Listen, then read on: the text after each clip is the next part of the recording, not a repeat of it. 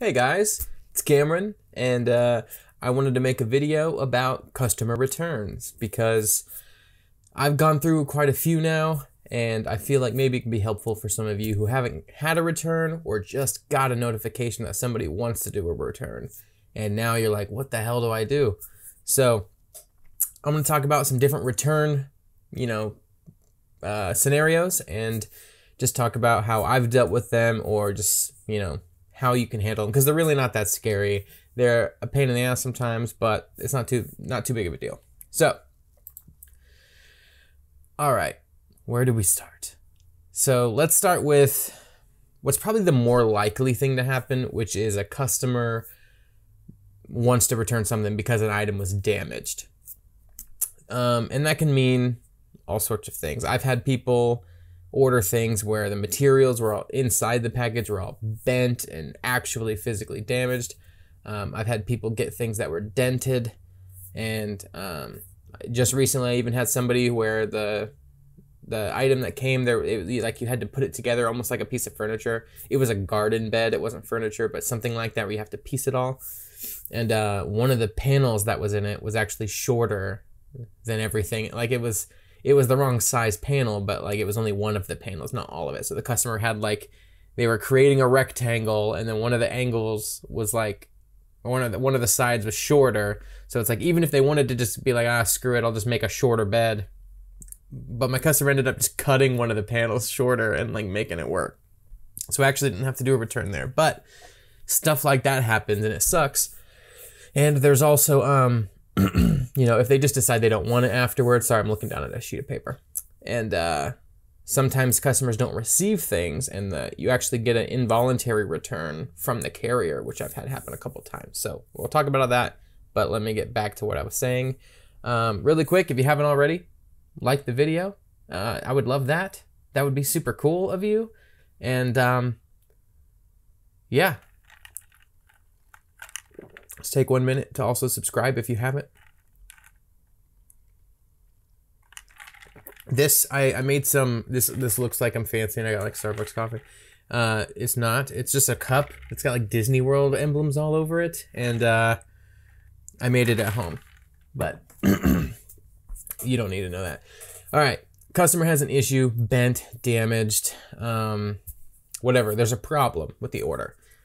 What I do from experience is I tell the customer, okay, when you get a moment, can you send, okay, first, let me back up. When you first get a message and somebody's either angry, or they're just they're disappointed or something, let's assume they're angry. They're like, this is ridiculous, it was sent like this. I don't know why they're getting angry up front. Just tell me the information. You don't have to get all crazy. But they're upset. I always side with the customer, and I'm like, oh, that's awful, or that is absolutely unacceptable, and I'll type that out. And I'll be like, let me see, I'll say let me see what I can do for you, or let me contact my supplier and ask them what my options are to get this taken care of for you. So you see, I kind of jump into the full form of middleman, which is totally okay. We like to pretend we're not the middleman when we're selling these things, but when you're doing a return, if you talk about, I need to get with my supplier, kind of handing off, it's giving you a time, buffer, because this person automatically is going to know, okay, well, he's going to have to hear back from somebody before he gets back to me. It just kind of gives them okay, this isn't going to happen right now, so I can kind of cool down. But the guy told me that he wants to take care of me, so I know I'm going to get handled regardless. So I tell them, let me contact my supplier, see what my options are to take care of you.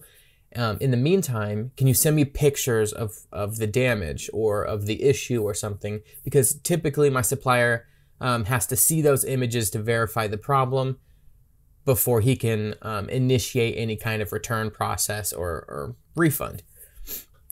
And then, if you want to go into details, you can be like, once the refund has been released to me, then I can release it to you. And all of this takes place once, there's confirmation of the returned item getting shipped back. You don't have to go into that much detail at this point. I like to just request the pictures because my supplier needs them to initiate anything typically. Like I kind of am reaching out to the customer and telling them proactively, like, hey, I know how this goes. I have experience, with doing things like this, which should give them, say it in a way kind of like what I just did, where it's not like, oh man, I return stuff all the time. Like you don't want to do that. You want to say like, don't worry, I've got you. Things happen in the past when this has happened. Pictures are needed to verify the damage. So it's kind of just a normal thing. Just when you get time, send me pictures. Make it casual. Don't be like, well, you must send me pictures or else I won't do anything for you. That's not going to help you. Make it seem like you're having a conversation with them. Okay, let me check back on my sheet really quick. Most of the time, they're happy to send you photos because to them, they're helping in the process now. They know you want to help them, so they also want to be a part of it and help you back just to make this as smooth as possible. So when they give you the pictures, what that does for you, it's not for no reason. Sometimes, like if I'm using Amazon, sometimes the suppliers really do want pictures of stuff. So asking ahead of time really does what you said it was for. But also it lets you know, it just checks a box that says, yes, the customer isn't lying about anything. There really is damage, and there's no real value in them damaging the product just to send you a picture. Like that does nothing for them. Now they're just going out of their way to do a process they don't need to do. So it just kind of helps verify anything. And if there is no issue, they're usually happy to send that. Okay. Next, you need to contact your actual retail supplier. So for me, if it's Amazon, some people that were selling those garden beds, the one I had an actual issue with, what that ended up being was that there are some times where if it's just damaged, you can go into Amazon and mark like there is an issue with your item and mark that, there's a little checkbox that pops up. You can kind of go see it. And one of the options is missing items or damage. And if you click that, somehow it redirects you through like a chat bot, kind of like, internet chat system where you're literally just chatting with their AI that's telling you like, okay, which was it, this order? And they'll pull it up, or you can usually type in the name of the customer and it'll search the order for you. And you can just put, there was damaged products. And a lot of the time Amazon will just be like, would you like a refund, or would you like me to ship another item out to that address right now? And then you're like, oh, they'll just send a free replacement out. I love when that option presents itself. Not every seller, because everybody's third party on Amazon for the most part. Not every seller does that, but half of them do from what I've experienced. 50% of my orders have done that. But I've also interacted with some where you kind of only have the option to have the customer return it, but then you can put in notes to the Amazon seller being like, yes, the item was damaged. And sometimes they'll kind of pause the return process that's automated through Amazon, email you directly as the buyer, and request photos, which I've done. You take the customer photos and you send it to them, and they're like, oh man, we're so sorry about that. Sometimes they just issue me a refund without actually needing a return, which is super cool. And then if you need to, you can just go buy it again and send it to the customer. But at that point, you didn't really lose out on anything. I've never really lost out on money to help a customer do a return because of a damaged product. The closest I ever got is I took care of the customer first and sent them supplemental pieces to a product where they were just really bad quality. It was a cornhole game set I sold when I first started dropshipping, and I've talked about it, I think, before. And the guy said that the cornhole bean bags were like soup. They're basically Ziploc bags. They exploded on impact. He got all dramatic about it. And like the lighting kit, that it was like an LED set, so like the light kit didn't come with it. So I went on Amazon and bought like just whatever bean bags I thought were good quality, and then a lighting kit, and sent it his way. And then I complained to the original person, and they gave me my money back, and I broke even on it. I still made profit, but I broke even on the return to the original purchase. So if that makes any sense. Either way, I came out ahead regardless. So if there's an issue, just do a return as if it was your item that you shipped to your place. But instead of you taking the return label and attaching it to the package, or you taking, you know, the photos yourself and sending it to the person you bought it from. You're literally just taking each step and moving it to the person who needs it. That's it. Don't be afraid of returns. They're not that big of a deal. They're annoying, but everything gets handled in the end. I've never had a problem. Okay. Now, customer decides that they don't want the item. Sorry, all you saw was a cut, but I actually had to stop the video to answer a call from my wife because she's way more important than you. So, don't know what to tell you. All right. The customer decides that they just want to return the item. Not much different here. You're just going to process the actual return like you wanted to return the item because you suck and you just didn't like it or something. Like, just process the return, whether it's Walmart, Amazon, eBay, whatever. Do it within the normal amount of time. I'm sure the customer's going to let you know. Oh, my collar's all stupid because of this microphone. Just do the return like normal and everything should be fine. I mean, there's not really much more to say about that. It kind of applies to the same exact stuff as I said previously, just without the damage part. You're totally within your normal, you know, warranty or whatever the hell you want to call it, where they let you return stuff. Return policy, like window, you can return stuff.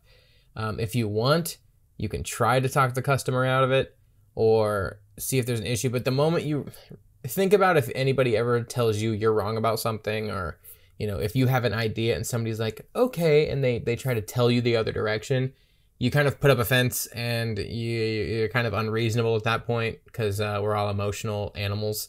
And it's just best to be like, okay, no problem, and move the hell on. Just don't. All right. Now, a new one, it's not really new, but it's newer to me. I've only done it a few times. Is recently I've had several times where drop shipping through Amazon or whatever, and it's not just one carrier service like FedEx or UPS or whoever.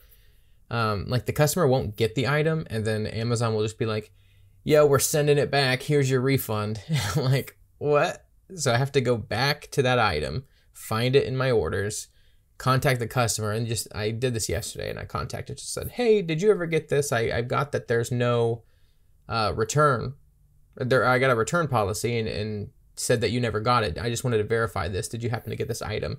And the guy just said, no, still want. And I'm like, all right, I'll go ahead and I'll just issue another order really quick and I'll get that over to you right away. And he's like, gave me one of those. So, and I think that was like one of those keychains we were talking about in previous videos. By the way, if you're new to the channel or anything, feel free to go back to watch some older videos I've made about like listing and stuff like that. Sometimes I get in the habit of just talking to the people who've been watching me and less to the new people. So if you are new, thank you. And please subscribe and go check out some old videos there. If you have some questions, just at least look through my old videos and see if it's something I maybe talked about, because sometimes it might be quicker for you to get an answer that way. But also take a moment to like my video. Anyway.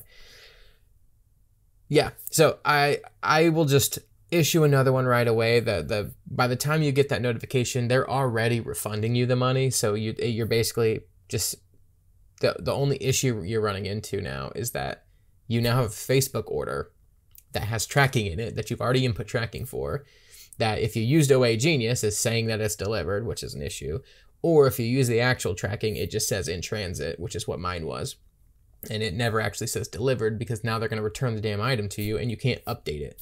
So at that point, I clicked the customer support thing and I just sent them a message, Facebook, even though I'm sure nobody's ever going to read it. I'm sure it was a waste of my time, but I clicked it, messaged them just saying, hey, just letting you guys know, the customer for some reason never got this, and because the shipping carrier actually is just automatically sending it back for some reason. And I did find out later that the customer, like I sent the address back to the customer, like, I just want to verify, is this the correct address? Because I'm assuming there was a delivery issue. And he's like, no, the number's wrong. I'm like, okay, well, it's literally copy pasted from what you entered, but you don't say that. Just say, perfect, I'll get this updated and sent out to you. Don't tell them that they're the ones who messed it up for any reason, because people are sensitive. But I mean, that's pretty much it. I hope that was clear. I know I don't give you any screens or anything, but let me know if you have any questions about this. Do not be afraid of returns. You've got this. You're going to run into some, and it's going to be fine. Totally not an issue.